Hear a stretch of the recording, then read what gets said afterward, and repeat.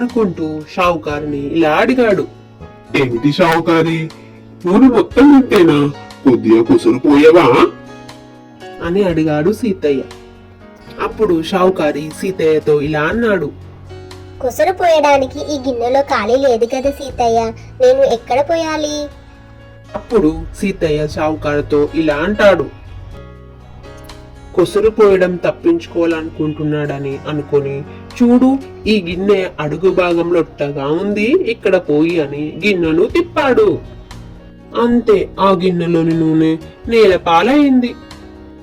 అతని తెలివి తక్కువతనానికి షావుకారి నవ్వుకున్నాడు. ఏమిటి నవ్వుతున్నావు? నవ్వుతే కుసురు అడగననుకుంటున్నావా?